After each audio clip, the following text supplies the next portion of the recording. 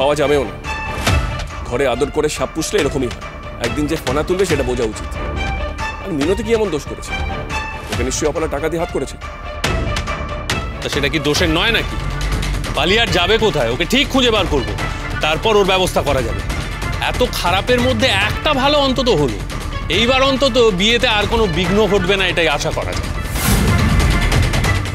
বলছি কাঙালি ভোজনের জন্য তো বিশাল লাইন লেগে গেছে, খাওয়ানো কি এখনই শুরু করব?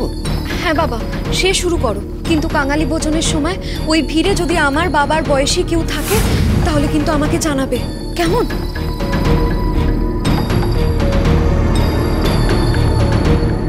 আচ্ছা।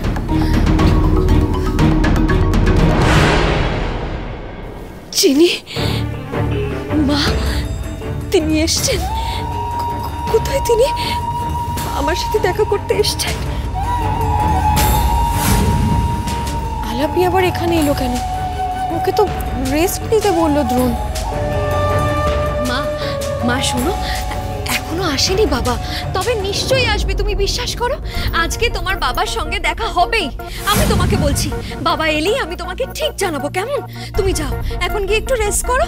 হ্যাঁ, হবে দেখা হবে বলছিস? আর কতক্ষণ অপেক্ষা করতে হবে মা আমার? কতক্ষণ? আরেকটু মা, আরেকটু, আমার মন বলছে আরেকটু সময়, ব্যাস।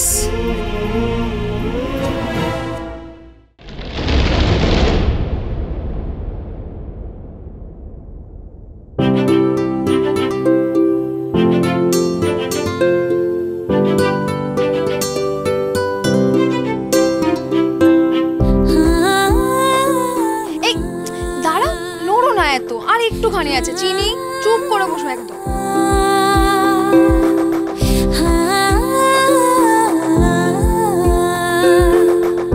এই তো হয়ে গেছে। বলি তোদের হলো? আরে বাবা, বিয়ের সাথে সাথে তো বিয়ের লগ্নই বয়ে যাবে, তাড়াতাড়ি কর। ও পিসিমণি বলছে দাদা ভাই কি ছাদনা তলায় চলে এসেছে? তা তো জানি না। ঠিক আছে, আমি গিয়ে দেখছি। এই তাড়াতাড়ি কর, তাড়াতাড়ি কর। চিনি একবার আয়নায় গিয়ে দেখে নাও তো সব কিছু ঠিক আছে কিনা। ঠিক আছে।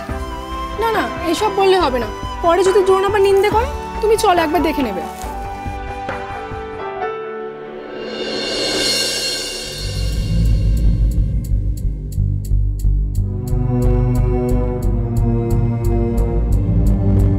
সারাদিন কেটে গেল, এখনো তো বাবা এসেছে বলে কেউ কোনো খবর দিল না। তবে কি বাবা বিজ্ঞাপনটাই দেখেনি?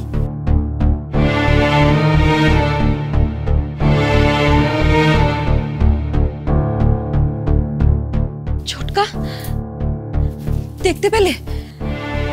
না, তেমন কাউকে তো দেখতে পেলাম না। চিনি সোম থেকে রবি প্রতিদিন রাত 10:30টায় স্টার জলসায় ও ডিজনি প্লাস হটস্টারে।